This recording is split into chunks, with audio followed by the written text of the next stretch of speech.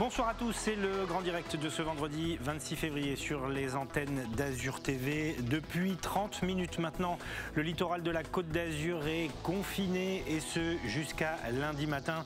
Nous allons largement en parler dans cette édition. Christian Estrosi qui serre la vis, les commerçants qui sont très inquiets et puis dans quelques secondes nous partirons sur la route des stations du Mercantour où nous attend Claudia Olivier. C'est la cohue, les embouteillages que l'on craignait. Il y a beaucoup de monde qui tente de fuir donc la zone concernée par le confinement. Montrez patte blanche, c'est ce qui est demandé aux touristes lorsqu'ils arrivent sur la Côte d'Azur, aux touristes et aux voyageurs. Nous avons pu suivre une opération de contrôle après un vol en provenance du Maroc à l'aéroport de Nice.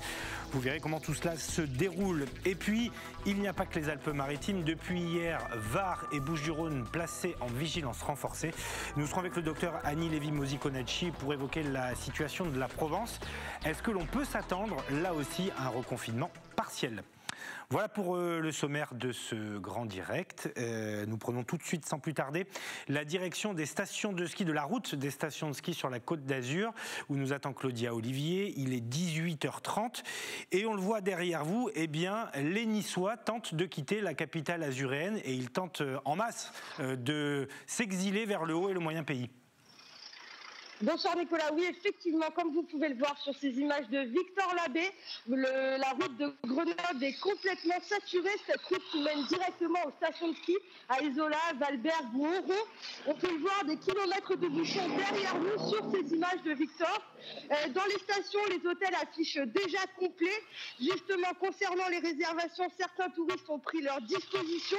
Déjà là, depuis une semaine pour les vacances de février, certains ont décidé de prolonger leurs vacances au ski jusqu'à lundi. D'autres qui ont une réservation pour demain soir ont pris un jour de congé pour être rassurés et monter dès aujourd'hui avant le couvre-feu. Mais comme on peut le voir encore, certaines personnes sont encore en train de monter. Pour rappel, si vous avez une réservation dans un hôtel pour demain, vous avez la possibilité de monter. Bon, effectivement, il faut avoir une attestation de déplacement et il faut avoir un justificatif de domicile et il faut monter entre 6h et 18h demain. Voilà, il faut respecter les horaires du couvre-feu qui est en vigueur ce week-end. Une dernière chose, Claudia, une petite précision a également été apportée par la préfecture. Qu'en est-il des résidences secondaires ? Si on a une réservation pour louer, c'est OK. Est-ce que si on est propriétaire d'une maison, on peut rejoindre les stations ? Donc la préfecture des Alpes-Maritimes a précisé cet après-midi que si vous aviez une résidence secondaire dans le haut pays, il était impossible de monter pour vous. En d'autres mots, il faut monter lundi matin à partir de 6h. D'après l'arrêté préfectoral publié ce vendredi, ceux qui ne respecteront pas les règles seront passibles d'une amende de 135 €. Merci beaucoup Claudia Olivier depuis donc la route de Grenoble à Nice. On le rappelle, il est quasiment pas impossible puisqu'on peut le faire, mais très compliqué de circuler sur ces axes qui emmènent aux stations. Il faut préciser également que certaines routes ont été endommagées par le passage de la tempête Alex, donc ça complique forcément les choses. On va d'ailleurs prendre la direction de ces stations. Je ne sais pas si Frédéric Gilles est déjà avec nous. On va me confirmer ça dans quelques secondes. C'est le directeur général des stations de ski pour la métropole Nice-Côte d'Azur. Est-ce qu'on peut me dire en régie si... Il n'est pas connecté. Donc voilà, je rappelle qu'il est possible, si vous avez des réservations dans les stations de ski, de s'y rendre pendant la période de confinement. Il y a quand même quelques déplacements qui sont interdits, on l'a rappelé. Et puis les déplacements non essentiels sont bien évidemment proscrits. Dans le même temps, Christian Estrosi, lui, a serré la vis. Il a annoncé la fermeture de la promenade des Anglais pour venir en complément donc de ces mesures du couvre-feu, de ces mesures de couvre-feu et de confinement. Les détails sont livrés par Marie Justo. L'annonce a été faite ce vendredi à midi. La chaussée sud de la promenade des Anglais sera fermée durant ce week-end de confinement, ainsi que les plages de Nice. Je prends donc la décision de fermer le trottoir sud de la promenade des Anglais, le quai des États-Unis, le boulevard Franck Pilate, le sentier du littoral et les plages, il nous faut absolument éviter des rassemblements trop massifs, avec un week-end qui s'annonce estival et extrêmement tentant, ce que je comprends naturellement, mais la raison doit l'emporter. Je vous annonce enfin que j'ai pris la décision de fermer les 4 marchés de notre ville qui ne sont pas des marchés de première nécessité, dont les flux sont ingérables et qui se situent dans des quartiers où l'analyse des eaux usées est particulièrement inquiétante, à l'Ariane, au Moulin, à Bon Voyage et à Charles-Hermann. Les autres marchés alimentaires seront organisés avec des filtrages et des jauges pour éviter de trop fortes densités. Un message vidéo dans lequel le maire de Nice indique que le variant britannique représente désormais 100% des tests réalisés. 30 000 doses de vaccins sont attendues pour le mois de mars. Avec ce week-end de confinement, une question se pose: que vont faire les habitants du littoral? Migrer vers le Haut-Pays ou le Var, les Niçois rencontrés ce matin ont plutôt l'intention de respecter le confinement. Ce week-end, on va rester à la maison, dans l'arrière-pays niçois. On part chez des amis passer le week-end. On sera dans une maison, on sera confiné, on sera 6 maximum. On respecte le confinement. Vous êtes de la police? Non, on sort, nous sortons, mais confiné, qu'est-ce que vous appelez par confiné? On est obligé de se suivre. Oui, et de toute façon, on est toujours confinés. Nous sommes des personnes plus âgées. Donc voilà, tous les deux, c'est tout. Hein. C'est assez désagréable, mais enfin bon, on n'a pas le choix. Par contre, j'ai quand même un petit doute, je ne sais pas si c'est vraiment efficace. Hein. On l'espère, mais sinon je vais me confiner, oui. Je vais respecter le confinement, je vais surtout beaucoup travailler parce que j'ai pas eu l'occasion et je vais rien faire de particulier, je pense. La situation sanitaire des Alpes-Maritimes est toujours préoccupante avec un taux d'incidence de 623 pour 100 000 habitants. Les contrôles sont renforcés sur les routes mais aussi dans les gares et les aéroports. Voilà, et tiens, je vais vous proposer ces quelques images tournées par Marie Giusto qui est restée sur la promenade des Anglais. On va les découvrir ensemble en direct. Évidemment, la promenade qui est déserte. Alors, elle aurait été de toute façon puisque le couvre-feu est instauré à 18h, mais donc cette chaussée sud, le plus grand trottoir de la promenade des Anglais, celui qui borde le littoral, sera donc fermé demain. Vous ne pourrez pas, il y a quand même des passants, on le voit, vous ne pourrez pas donc aller vous balader. On rappelle, vous pourrez sortir 1 heure dans la journée, en balader votre animal de compagnie ou prendre l'air, faire vos courses, mais impossible donc d'aller marcher sur la promenade des Anglais ou sur les plages. Décision prise et annoncée donc aujourd'hui par Christian Estrosi, comme vous l'a expliqué Marie Giusto. Direction les stations du Mercantour, puisque Frédéric Gilles nous a rejoint. Bonsoir, vous êtes directeur général des stations de ski de Nice-Côte d'Azur. Les 3 stations qui composent donc le panel d'offres de stations de la métropole Nice-Côte d'Azur, Saint-Dalmas, Oron et Isola. On l'a vu, beaucoup de monde sur les routes ce soir. Est-ce que vous nous confirmez que dans les stations, il y a aussi beaucoup de monde déjà ? Alors, à cette heure-ci, c'est difficile de vous le confirmer parce qu'on est en plein couvre-feu. Et donc, à 18h, aujourd'hui, comme à Nice, sur la promenade des Anglais, les rues sont pour l'instant désertes, mais il y a eu effectivement pas mal de trafic routier dans l'après-midi et encore juste avant 18h. Et puis, il semblerait que les sorties de Nice soient un peu embouteillées, donc on peut s'attendre à ce qu'il y ait de nouvelles arrivées d'ici la fin de la journée. Est-ce que dans l'après-midi, vous diriez que ce sont plutôt les propriétaires de résidences secondaires qui sont montés parce qu'ils sont concernés par une interdiction? C'est-à-dire que si on montre un justificatif de location, on peut partir demain, mais si on est propriétaire et qu'on se rend dans son bien, eh bien il fallait partir aujourd'hui avant 18h. Plus probablement, oui, effectivement, avec un retour qui pourra se faire à partir de lundi, 6h du matin. Donc, bon, on est aussi dans une période de vacances scolaires, donc il y a quand même dans nos stations une fréquentation plus importante que depuis le début de la saison. Mais c'est vrai que ce week-end pourrait, avec une météo en plus particulièrement favorable et les conditions de confinement sur le littoral, nous amener donc une population supplémentaire. Voilà, et on voit ces images en direct puisque Victor Labbé et Claudia Olivier ont pris la voiture et sont donc dans les bouchons là pour situer. On est tout en bas, on est vraiment à la sortie de Nice. Il reste encore beaucoup de kilomètres avant de rejoindre le haut et les stations. Est-ce que vous l'accueillez plutôt comme une bonne nouvelle, cet afflux, s'il a lieu? Il faudra encore confirmer ça demain, ou est-ce que ça vous inquiète?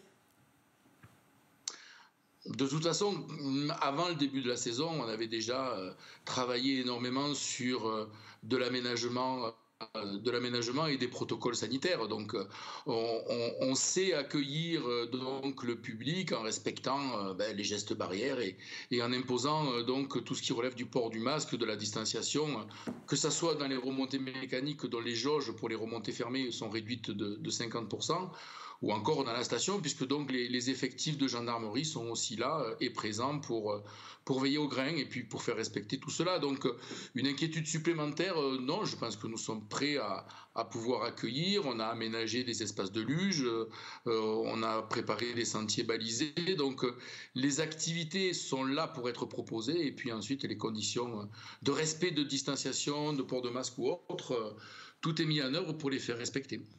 Alors, évidemment, on a vu que les gens avaient fait le choix, enfin en tout cas nombreux habitants du littoral ont fait le choix de monter. À Valberg, le retour c'était que les taux d'occupation étaient très élevés, avec des gens qui ont choisi de prolonger aussi, qui avaient réservé depuis plusieurs jours, mais qui ont choisi de rajouter une soirée supplémentaire pour rentrer dans le cadre de ce confinement. Est-ce que c'est le cas aussi dans vos 3 stations ? En fait, on est dans la continuité de cette première semaine de vacances où, alors c'est compliqué de vraiment pour nous, gestionnaires du domaine skiable, parler de niveau de fréquentation parce que en fait c'est sans commune mesure. L'année dernière, ouais. On avait 2 300 000 passages à nos remontées mécaniques. Cette année, au maximum, en février, on sera aux alentours de 120 000. Donc, pour ce qui est du domaine skiable, on reste dans des proportions qui sont loin, effectivement, des fréquentations que l'on peut avoir. En revanche, en station, on s'aperçoit que l'essentiel des appartements ou des chalets sont allumés le soir venu, les voitures sont là. Donc, oui, dans la station, la fréquentation est au rendez-vous.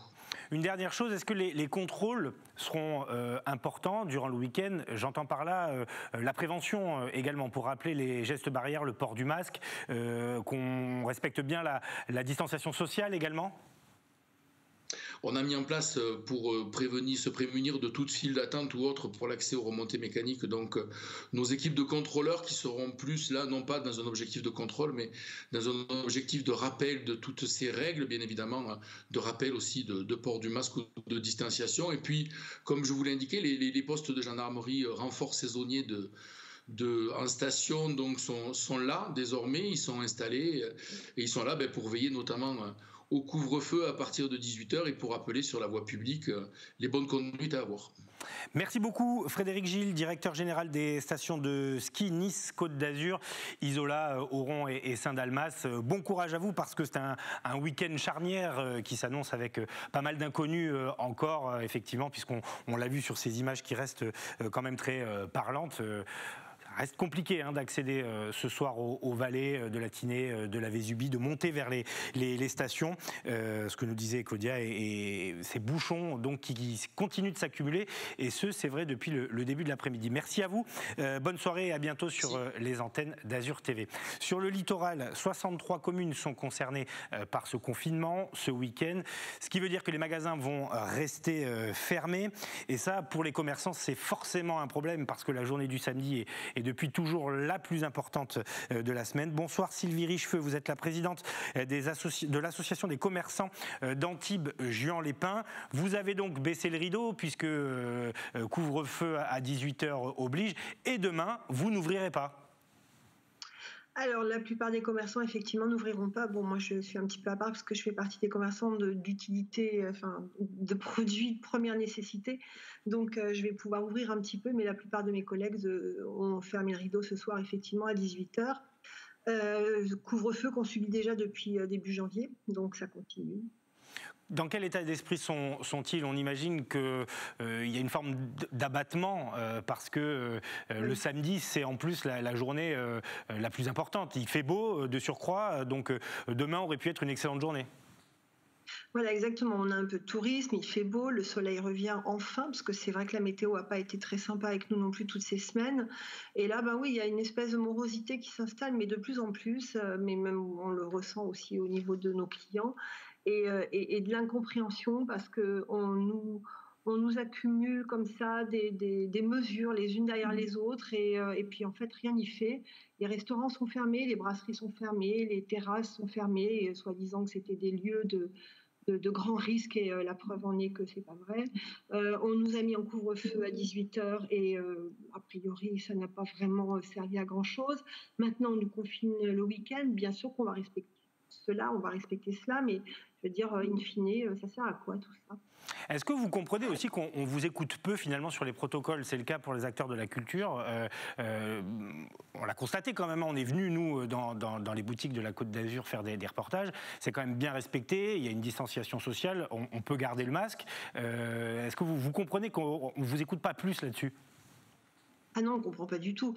On subit et en fait, pourtant, nous sommes des acteurs importants. Je veux dire, effectivement, que chacun respecte bien les consignes dans les commerces. D'ailleurs, il n'y a pas eu de cluster dans aucun commerce cet été. L'été dernier, on a eu quand même beaucoup de tourisme de Français qui sont venus en vacances sur la Côte d'Azur, ne pouvant pas partir à l'étranger. Et il n'y a pas eu pour autant de clusters importants, ni sur les terrasses, ni dans les restaurants.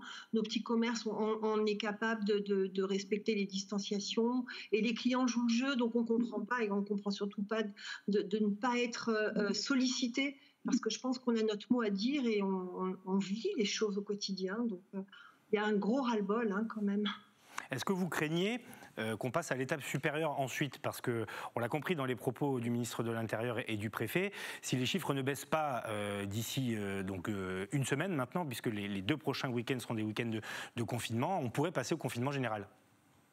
Oui, ça c'est un gros risque effectivement et oui, ça fait peur et ce qui fait bon, il y a le côté commerce, on pense à nous évidemment, mais il y a aussi la morosité et puis tous les dégâts psychologiques qui vont faire suite à ces enfermements et à cette situation depuis 1 an, c'est insupportable.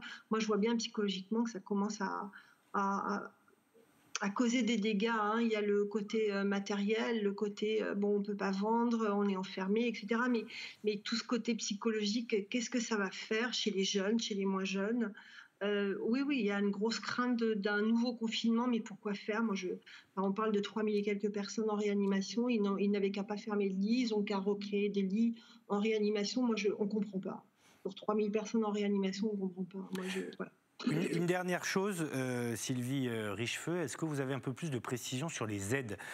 Parce que c'est un statut particulier que celui d'être confiné localement et partiellement. Donc est-ce que vous avez l'assurance que ça sera pris en compte, le manque à gagner là, des 2 week-ends, dans les aides débloquées par l'État?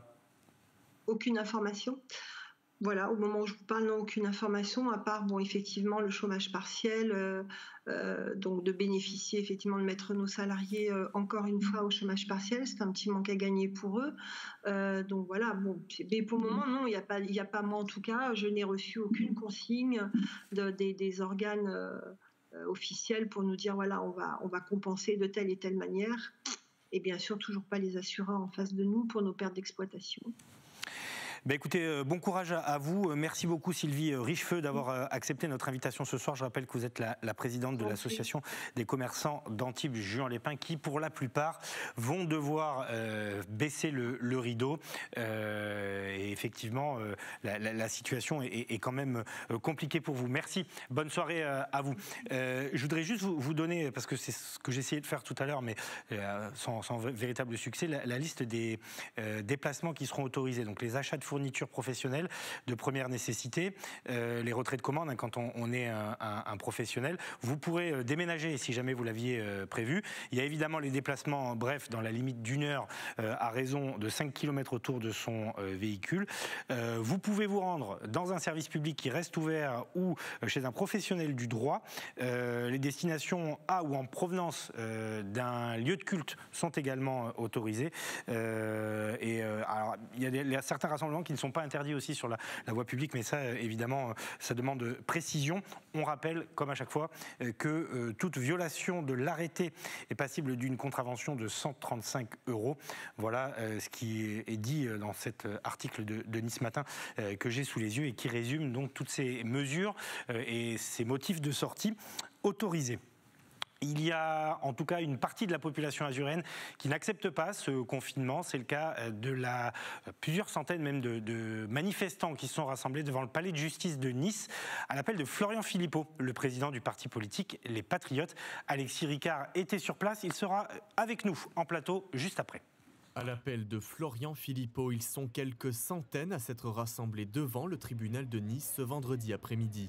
Le président du parti Les Patriotes est venu en personne se joindre aux manifestants. Pancartes et banderoles étaient de sortie pour dire non aux mesures sanitaires comme le confinement. Bravo aux organisateurs patriotes de cette manifestation de résistance face à la tyrannie sanitaire de Véran et Macron. J'ai voulu venir à Nice parce que Nice c'est l'épicentre aujourd'hui de la tyrannie sanitaire. Voilà, c'est dans cette ville qu'il y a le plus de restrictions depuis le début, à l'initiative d'Estrosi. C'est la première qui est reconfinée le week-end. Et alors que tout ça, on sait que ça ne fonctionne pas. Alors que tout ça, on sait que ça crée énormément de dégâts collatéraux à côté, économiques, sociaux, psychologiques, des suicides, des drames. Il faut arrêter, il faut rouvrir la France, mais il faut autoriser les traitements. Et il faut arrêter de fermer des lits à l'hôpital. Voilà le message que je suis venu passer ici, aussi bien pour Estrosi, qui a oublié qu'il avait été soigné lui-même. Pourtant, il le disait en mars 2020, il avait été soigné par Raoult, il n'en parle plus. Et il l'a oublié. Mais je lui adresse aussi ce message à Véran, à Castex et à Macron. Peu, voire pas de masque, la distanciation est inexistante au cœur de la foule.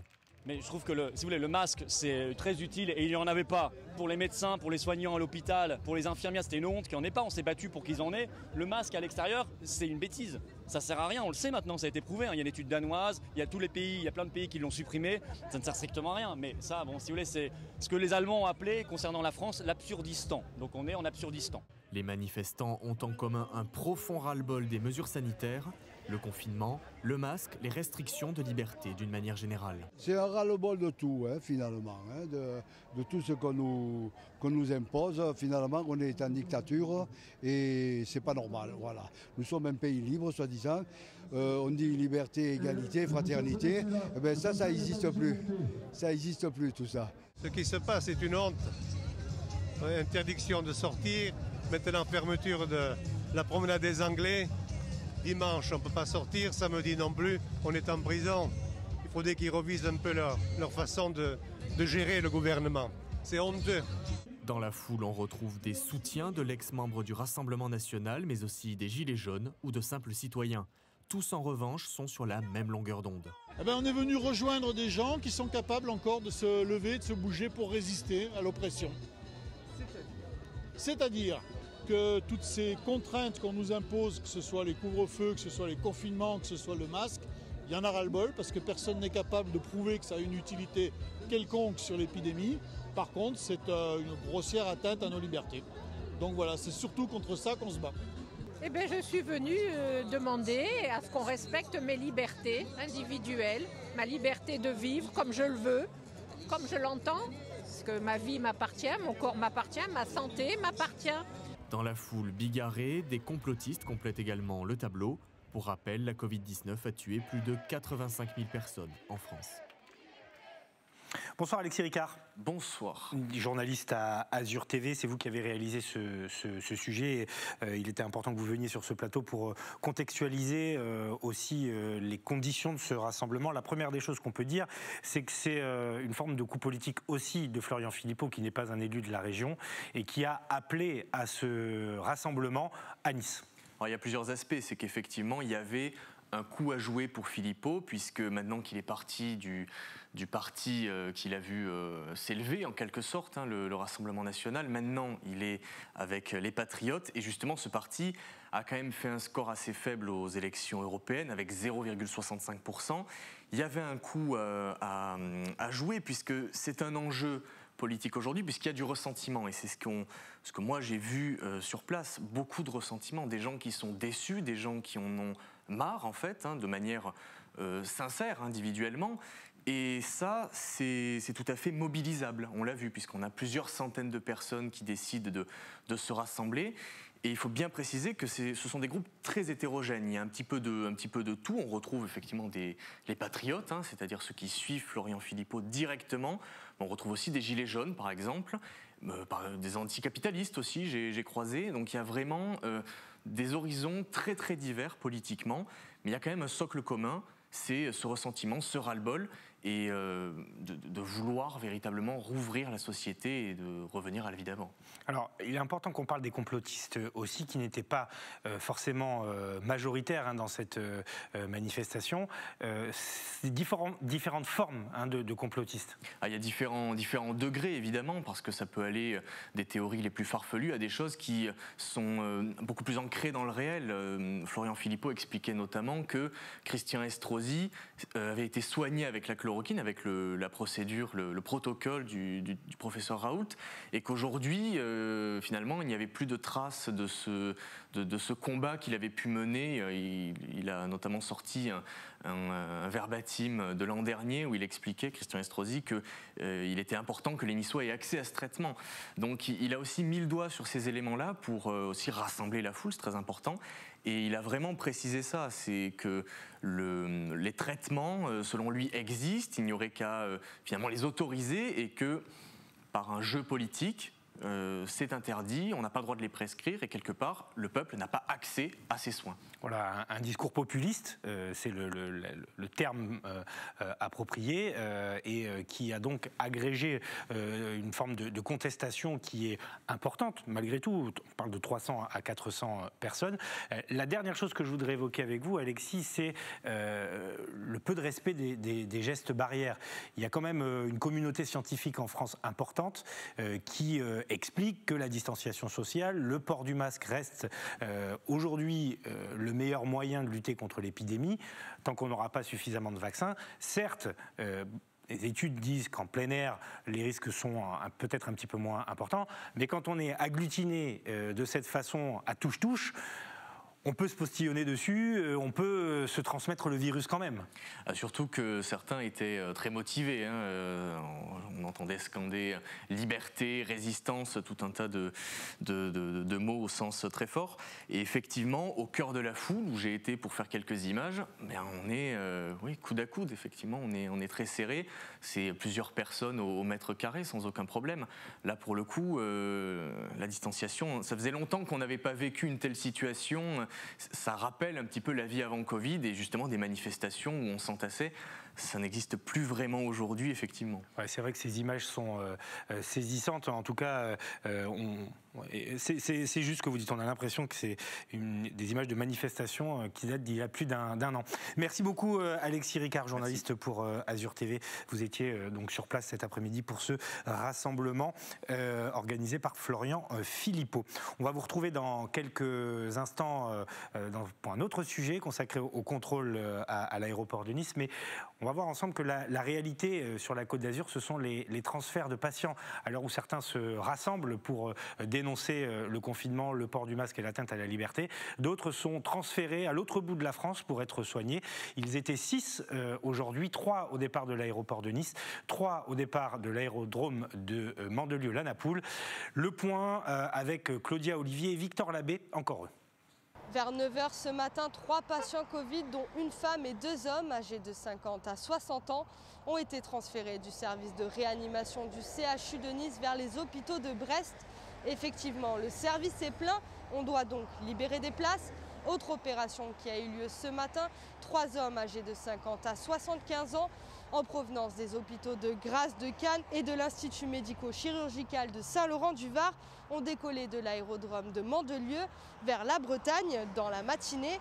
Depuis le début de l'année, c'est 15 transferts qui ont été effectués sur tout le département, dont 9 uniquement cette semaine.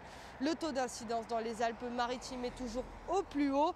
Il est aujourd'hui de 623 cas pour 100 000 habitants. Pour rappel, ce soir, à partir de 18h jusqu'à lundi matin 6h, le littoral maralpin sera soumis à un confinement suite aux mesures annoncées par le préfet des Alpes-Maritimes en début de semaine. Voilà, des transferts depuis nombreux établissements de la Côte d'Azur, pas uniquement le CHU de Nice. On rappelle ces chiffres, donc depuis le début de l'année, 15 transferts, 9 pour cette seule semaine qui n'est pas encore terminée. Donc cela signifie que les services sont quand même à saturation, qu'il y a besoin d'ouvrir des lits et de créer des places. Alors, il n'est pas interdit d'atterrir sur la Côte d'Azur, il n'est pas interdit d'arriver à Nice, de rejoindre une location ou sa résidence dans les communes qui sont concernées par le confinement. Néanmoins, les contrôles sont désormais plus stricts à l'aéroport de Nice, notamment si vous venez de l'étranger. Alexis Ricard, qui était avec nous il y a quelques instants, a suivi l'arrivée d'un vol en provenance d'Afrique du Nord à l'aéroport de Nice. Dans cet avion, une 60aine de passagers en provenance du Maroc. Une fois posés, les passagers sortent pour prendre un bus, direction la police aux frontières et un test PCR pour tout le monde. Et donc c'est un contrôle sanitaire qui est mis en place sous le contrôle de l'ARS avec des agents du SDIS 06 et ensuite le laboratoire Serballiance qui procède au test PCR à proprement parler.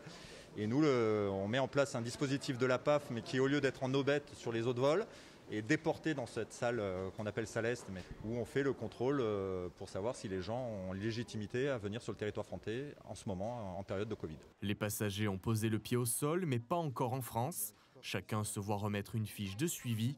Tous ces voyageurs ont renseigné un motif impérieux pour prendre l'avion. La police aux frontières vérifie les déclarations et leurs tests Covid, obligatoires pour embarquer et datés de moins de 72 heures. Il a été décidé par les autorités de procéder à peu près un vol par jour, mais ça arrive qu'il n'y ait pas de vol, par exemple le mardi et le mercredi, donc de vols en provenance des pays tiers, donc de l'extérieur de l'Union européenne. Donc la frontière, en fait, elle est matérialisée par ce que nous on appelle les aubettes, c'est là où normalement vous avez le poste frontière avec les gardes frontières. Donc là on est avant. Donc ici, voilà, on fait un contrôle, pas d'immigration d'ailleurs, on fait juste un contrôle pour savoir si les gens ont un motif pour venir en France alors qu'il y a des restrictions sanitaires qui ne permettent pas de voyager pour tout le monde. En cas d'irrégularité, le passager n'est pas accepté sur le territoire. Les gens sont censés avoir un test PCR. S'ils n'ont pas de test PCR, ils sont censés ne pas monter dans l'avion. Donc une fois qu'ils arrivent ici, s'ils ont leur test PCR, même s'ils étaient positifs ultérieurement, il n'y a pas de dispositif je veux dire, d'amende ou de législatif pour les sanctionner. Par contre, ils seraient suivis par l'ARS et les services médicaux pour assurer le suivi d'une personne atteinte du Covid. Voilà. Nous, on peut notifier si des gens n'avaient pas un motif légitime à venir en France, puisque ça arrive parfois. Nous, on fait ce qu'on appelle une non-admission. Et les gens en général repartent sur le même vol pour revenir à leur point de départ. Direction ensuite le test PCR pour contrôler d'éventuels cas positifs, mais aussi et surtout les variants.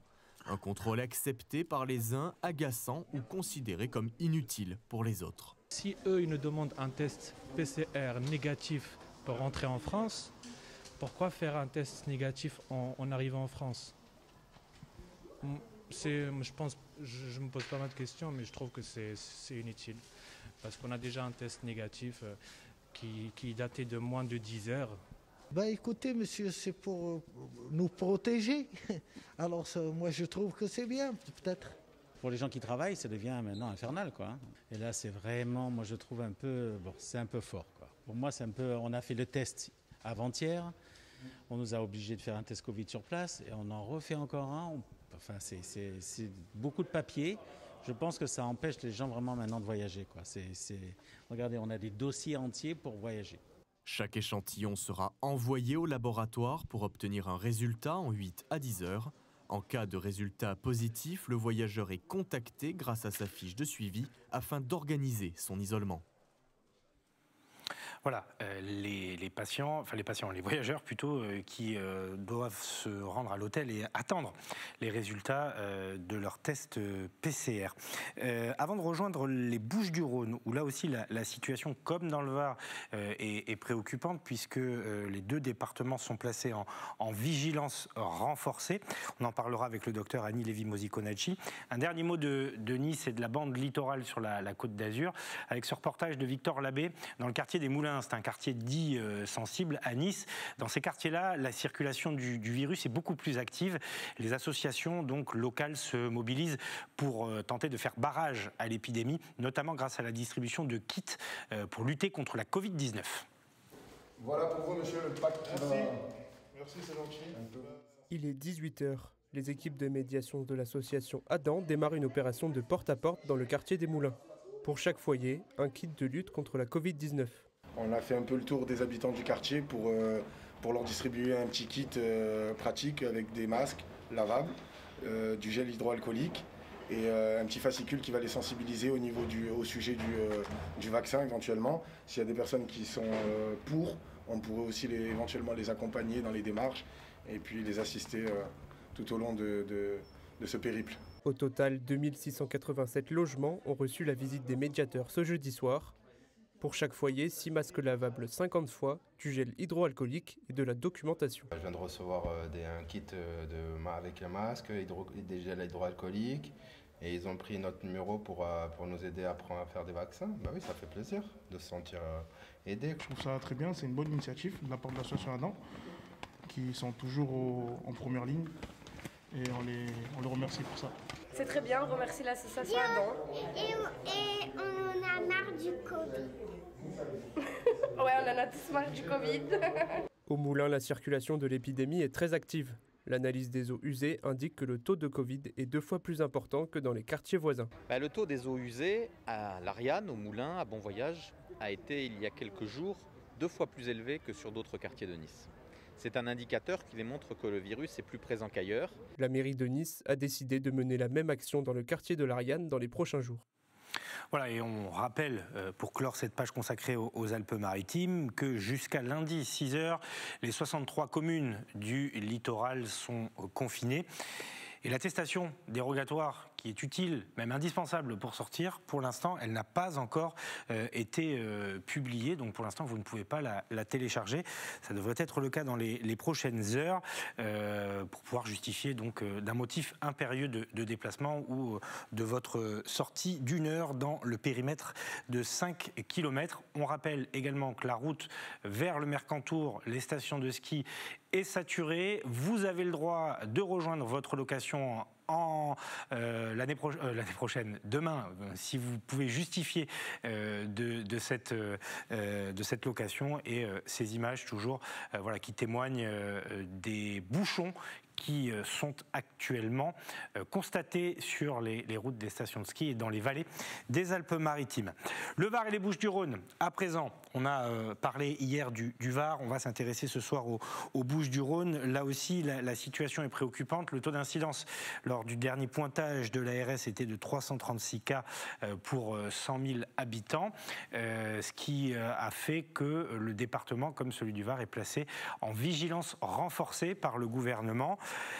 Il pourrait être décidé dans les prochains jours un confinement qui ressemblerait à celui des Alpes-Maritimes. Bonsoir, docteur Annie Lévy-Mosiconacci. Vous êtes médecin à l'hôpital Nord de Marseille, fondatrice du collectif Nord Covid. D'abord, peut-être un point de situation. Est-ce que les chiffres sont inquiétants? Est-ce que les chiffres grimpent à Marseille et dans les Bouches-du-Rhône? Alors justement, avant de vous rencontrer, j'ai regardé les derniers chiffres sur l'assistance publique et en effet, les hospitalisations semblent un petit peu diminuer ces 2 derniers jours, mais par contre, il y a plus de lits occupés en réanimation Covid, donc c'est vrai que c'est quand même une situation qui est inquiétante par cette petite augmentation des lits en réanimation des hôpitaux publics actuellement de Marseille. Quelle est votre position sur ce qu'a annoncé Jean Castex, le Premier ministre, vigilance renforcée? Est-ce que vous considérez que c'est une bonne nouvelle, une dernière chance qui est donnée aux Bouches-du-Rhône, ou est-ce que vous dites qu'il aurait peut-être fallu confiner dès ce week-end? La prise de décision du confinement est quelque chose de très très compliqué et sur le plan humain, et sur le plan économique, sur le plan social, etc. Je crains que malheureusement cette question se posera d'autant plus après le week-end qu'on va passer. J'ai vu la météo, beau soleil. Bien évidemment, Marseille et les Bouches-du-Rhône et le Var vont être les destinations qui vont être privilégiées dans la région. Et je crains que malheureusement, ce week-end montre qu'on est quand même dans des situations où le renforcement, à quoi il consiste? Moi, personnellement, et vous le savez, je fais partie d'un collectif. Très vite, on a demandé à ce qu'on considère l'unité d'un quartier pour pouvoir coordonner les actions. J'ai apprécié ce que j'ai vu sur le reportage. Bien sûr, il faut arriver à utiliser les outils que nous avons, les tests de dépistage, les vaccins, mais également les forces vives. Les forces vives, c'est qui? C'est les marins-pompiers, c'est les équipes mobiles, c'est les associations. Et tout ça, il faut les coordonner. Si on ne coordonne pas les résultats des tests des marins-pompiers avec les équipes mobiles et les associations, dans les zones les plus tendues, eh ben, je considère qu'on n'a pas fait notre travail. Donc je crois qu'aujourd'hui, encore plus qu'il y a quelques mois, avec ce nouveau variant qui est très contaminant, il faut coordonner des actions au niveau de territoire. Et bien évidemment, il faut intégrer la notion de mobilité. Aujourd'hui, la mobilité, c'est aussi les transports en commun, c'est les écoles qui sont aujourd'hui fermées mais qui vont ouvrir demain, c'est tout ça. Et ça, il faut avoir la pérenniser au niveau quartier par quartier.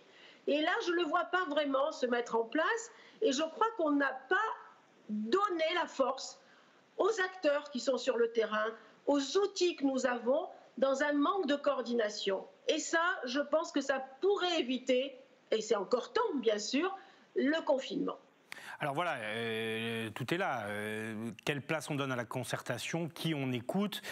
Quels sont les conseils qu'on suit? Évidemment, on a l'impression que la stratégie est quand même toujours un peu la même depuis un an. Les données, on les a en plus dans les quartiers. Est-ce que, d'un point de vue médical, vous pensez qu'une partie de la région qui est confinée, qui crée cet exode, on l'a vu vers les stations de ski, c'est le cas aussi vers le département voisin du Var, peut-être même jusqu'aux Bouches-du-Rhône, eh bien, c'est pas un danger aussi de dissémination de la maladie? Bien évidemment, je crois que c'est pas par hasard que les Alpes-Maritimes sont rouges, c'est une zone frontalière. C'est pas par hasard non plus Dunkerque soit dans le rouge, c'est près de l'Angleterre. C'est pas par hasard si en Moselle on a aussi une concentration parce qu'il y a un corridor de trafic routier qui est important. Et donc aujourd'hui, je crois qu'il faut bien avoir conscience que les problématiques de mobilité, de transport sont là. Et donc en effet, la population qui va être amenée à aller plutôt dans le Var ou dans les Bouches-du-Rhône parce que le confinement dans les Alpes-Maritimes amène à ce trafic de population, ce transfert de population, nous amène à être inquiets et à suivre bien sûr l'évolution. Mais est-ce que c'est la réponse unique qu'il faille donner? Vous l'avez compris, je pense qu'il faut revoir au niveau de l'organisation des territoires. Je voulais vous faire réagir sur une dernière chose, et vous en avez dit deux mots tout à l'heure. Vous avez vu ce reportage qu'on a réalisé dans le quartier des Moulins à Nice, où plus de 2000 kits ont été distribués. Quelle est la situation à Marseille? On l'a compris, c'est là aussi dans les quartiers dits sensibles, puisque vous, dans les quartiers nord, vous le voyez au quotidien que la situation est la plus dramatique. Est-ce qu'aujourd'hui encore, il y a des problèmes d'accès aux masques, au gel hydroalcoolique par exemple? Vous savez, le gel hydroalcoolique, les masques, c'est un budget aujourd'hui. Et ça, il faut quand même en prendre conscience. Comme vous l'avez très bien montré, à Marseille aussi, il y a des équipes mobiles qui vont dans les appartements, qui vont donner... Voilà. Est-ce que c'est suffisant? Est-ce qu'il ne faut pas multiplier ce dispositif à d'autres quartiers? Est-ce qu'il ne faut pas aussi, avec la métropole par exemple, réfléchir au nombre de bus aux heures justement du couvre-feu, vers 18h? Tout ça, c'est des réflexions qui peuvent être menées, sur lesquelles on peut avoir une action. Et aujourd'hui, j'aimerais, en effet, puisqu'on sollicite les élus pour trouver une solution, que ça puisse aussi l'être. Mais moi, je suis très favorable à des actions, à des équipes mobiles qui vont, parce que la sensibilisation, on n'a pas été assez pédagogique. Je pense que taper à une porte et parler du Covid avec une famille, eh ben c'est déjà un pas énorme qui est fait. Et si on pouvait le multiplier dans les lieux, les métros, les bus, les plages aujourd'hui, qui sont à nouveau utilisées pour notre loisir, je pense que la pédagogie devrait être renforcée dans les renforcements justement des actions à mener. Merci beaucoup, docteur Annie Lévy-Mosiconacci, médecin à l'hôpital Nord de Marseille et fondatrice de ce collectif Nord Covid. Merci d'avoir accepté notre invitation une nouvelle fois en direct sur les antennes d'Azur TV. On va sortir un peu du Covid, il nous reste 15 minutes pour ce grand direct. On en dira quelques mots quand même avec Guilhem Ricavi, le directeur des rédactions du groupe La Provence, mais on va rester à Marseille. Les touristes sont là et le Covid n'est pas le seul risque pour quelques-uns des plus beaux joyaux de notre région. C'est le cas du quartier des Goudes, le secteur des Goudes, où la pollution vient jouer les troubles faits. Le reportage de Cindy Chevaux. Pas de doute, les beaux jours sont arrivés à Marseille. Quelques brins de soleil suffisent aux touristes et aux Marseillais pour venir se ressourcer aux Goudes, petit village de pêcheurs au cœur des Calanques. Des visites mal vécues par ses habitants. Nos quartiers ne peuvent plus absorber tous ces véhicules qui viennent pour promener sur le long du chemin des Goudes. Les déchets, c'est ici le parc national des Calanques, c'est pas un fast-food où on vient dans un drive consommer l'espace. Impossibilité de circuler pour obtenir des soins médicaux ou encore hécatombe de déchets abandonnés, la situation devient urgente. Le village n'a pas de cantonnier, les habitants sont donc seuls face à ces lots d'incivilité toujours plus fréquents. Tout ce flux de personnes, quand il arrive, il se balade, il pique-nique ici, il boit un coup et le problème c'est qu'il n'y a pas d'infrastructure. Et notamment, il n'y a pas de toilettes, il n'y a pas assez de poubelles, il y en a vraiment très très peu. Et donc les gens vont dans un petit coin de verdure qui paraît accessible. Donc pour nous c'est un vrai souci. Donc il y a vraiment urgence. Les vacances de Pâques, ça va être aussi déjà la cata. Depuis longtemps, c'est ensemble que les Goudois cherchent des solutions pour ne pas stopper mais réduire la circulation et l'afflux de visiteurs. Un combat auquel même les enfants ont pris parti. Forcé de quitter sa maison à cause de la surfréquentation, pour Laurent, le constat est sans appel. Les premières actions qu'il faut entreprendre, c'est l'aménagement de Marseille Littoral Sud. Il faut créer un sentier du Littoral Sud pour favoriser l'arrivée notamment des touristes aux Goudes ou dans les autres Calanques à pied. Il faut créer des pistes cyclables et puis il faut aussi développer les transports propres, notamment les transports en commun électriques, les vélos électriques, etc., etc. Il faut absolument qu'il y ait un parking relais qui soit créé, au mieux à la Pointe-Rouge, au pire à la Madrague, pour essayer de désenclaver et de fluidifier cette circulation qui n'est plus envisageable dans tous les cas de cette manière-là. En attendant d'obtenir un échange avec la métropole, les Goudois espèrent mettre fin à l'utilisation de la carte postale touristique. Bonsoir Guilhem Ricavi. Merci d'être avec nous, directeur des rédactions du groupe La Provence. Avant de parler de reconversion professionnelle, un commentaire sur ce qu'on vient d'entendre. Évidemment, Marseille est une belle ville. On n'en montre pas toujours d'ailleurs les plus beaux aspects. Il n'y a pas que le Covid qui menace. Alors, il y a aussi le comportement des touristes. C'est vrai que les Goudes, c'est quand même une petite pépite. Alors, même si les deux sont indirectement liés, Nicolas, parce que cet afflux vers les Goudes, vers les Calanques, on le connaît notamment en été parce qu'il y a beaucoup d'estivants et de vacanciers qui viennent à Marseille et dans la région. Ça, c'est une évidence. Mais en cette période, effectivement, avec ce couvre-feu à 18h et donc l'impossibilité de faire vraiment autre chose que boulot et métro et dodo, les gens, le week-end, en ont beaucoup profité, surtout qu'il faisait beau pour aller effectivement prendre l'air dans les parcs. C'était le cas au parc Borély. Et puis également dans ces Calanques en passant par les Goudes. Et donc les deux effets sont un peu liés. La privation de possibilités de sortie en semaine, conjuguée à du beau temps, fait que les gens se sont allés un peu plus massivement que d'habitude en cette période de l'année, voir les plus beaux endroits de leur ville. Et on verra ce week-end si les Maralpins ont choisi aussi les Bouches-du-Rhône et la Provence, parce que 63 communes qui sont confinées, ça peut représenter un afflux de touristes supplémentaires, même si, on le rappelle, le couvre-feu est toujours en vigueur. Demain, dans le journal, un gros dossier sur la reconversion professionnelle, et on y revient à cause de cette année Covid. Oui, effectivement, parce que beaucoup de gens, effectivement, pendant cette période de Covid, ont pu télétravailler. Pour les entreprises qui proposaient ce genre de service, eh bien oui, on a pu télétravailler. Mais par contre, un tas de professions, eh bien, ont été privées de toute activité.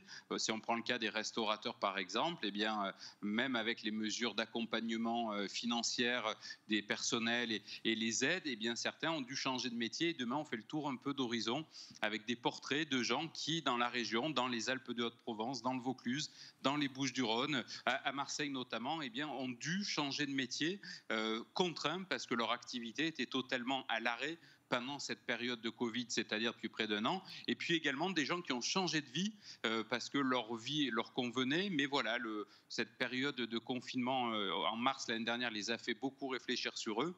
Et certains se sont dit c'est le moment ou jamais de changer de vie. Et donc on dresse le portrait de ces gens qui ont tout changer, soit par choix, soit sous la contrainte, dans leur vie professionnelle pour en embrasser une autre et qui parfois se consacrent à leur vraie passion. Il y a des gens qui sont devenus fleuristes, ils adoraient les fleurs, ils se sont dit c'est maintenant ou jamais, autant le faire. Donc des portraits à la fois parfois touchants et parfois un petit peu brutaux aussi, parce que ceux qui ne l'ont pas choisi, c'est forcément des remises en question personnelles lorsqu'on doit affronter un nouvel univers professionnel, celui-là. Alors j'allais vous demander quelques exemples justement, donc des reconversions vers les métiers de la fleur, fleuriste. Est-ce que vous avez d'autres exemples à nous donner, juste qu'on comprenne finalement quels sont les métiers aujourd'hui qu'on peut choisir? Alors écoutez, les exemples sont multiples, mais il y a effectivement des gens qui travaillent dans la restauration qui ont changé de métier, des gens qui travaillaient dans l'univers de la banque et de la finance enfermés dans des bureaux et qui se sont dit au final avec ce Covid que la vie était sans doute un peu trop courte pour passer ses journées enfermées sur des tableaux Excel. Donc il y a vraiment toutes sortes de reconversions possibles. On a eu des exemples, tous ne sont pas racontés dans le journal, mais on a rencontré des chauffeurs routiers qui, privés là aussi de transport de marchandises, se sont reconvertis dans le bâtiment. Et puis moi j'ai un cas autour de moi de quelqu'un qui faisait de la radio, qui s'est reconverti justement dans le métier des fleurs en se disant que la vie allait être bien trop courte pour ne pas faire enfin ce que l'on voulait faire de son temps et de toutes les années qui nous restaient à vivre. Voilà, de belles histoires quand même, mais qui côtoieront aussi des histoires un petit peu plus douloureuses, parce que quand on est contraint de changer de voie professionnelle, ça reste compliqué. Et puis, je le signale parce que c'est le sujet qui arrive de notre côté. Vous parlerez bien sûr de l'Olympique de Marseille, comme tous les jours, du nouvel entraîneur, Jorge Sampaoli. Son portrait nous sera dressé d'ailleurs lundi par notre journaliste Valentin Rodriguez. Et le match que tout le monde attend face à Lyon dimanche, nouveau rival, presque aussi détesté que Paris. Ça sera dimanche soir à 21h. Merci Guilhem, bonne soirée, bon week-end à vous et on se retrouve lundi. Bon week-end à vous. Merci beaucoup. OM Lyon, c'est donc dimanche soir. Les Olympiens qui ont regoûté à la victoire, notamment face à Nice, il y a quelques jours, et qui vont donc se farcir, entre guillemets, une équipe très en forme. L'Olympique lyonnais, c'est dimanche soir à 21h au stade Vélodrome. Valentin Rodriguez.